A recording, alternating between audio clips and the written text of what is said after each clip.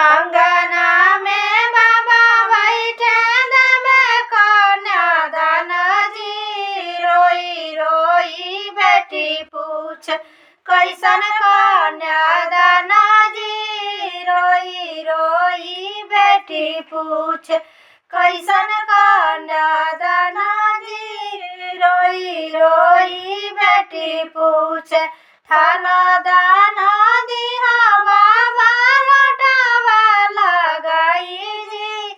सोना दान दिया बाबा चदिया लगाई जी।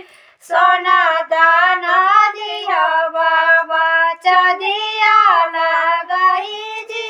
गैया दान दिया बाबा छड़ावा लगाई जी। काहे के बेटी दान दिया अकेला जी। काहे के बेटी दान दिया अकेला जी।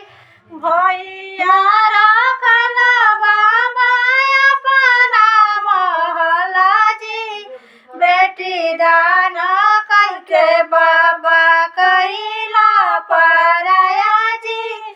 बेटी दान करके बाबा कैला पराया जी। नैहर के लगा काहे बेटी पराया जी।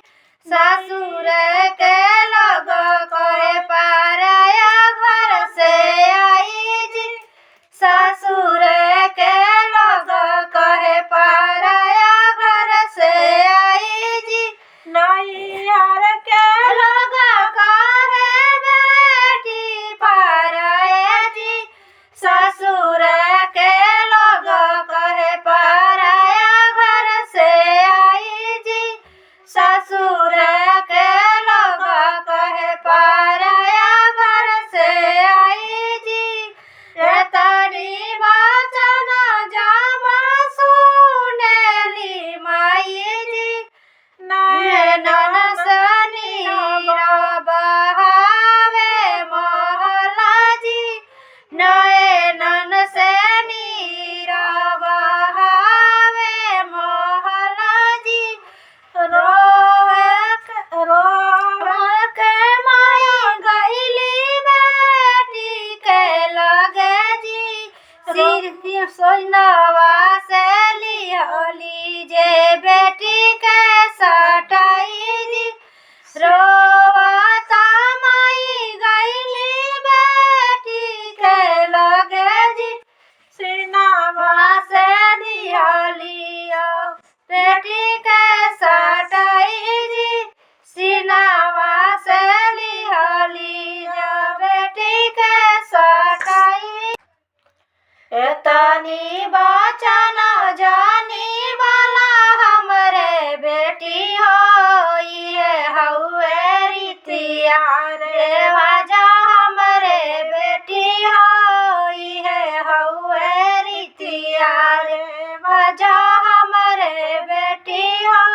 जय दीना बेटी तोहरे भइले विदाई हो।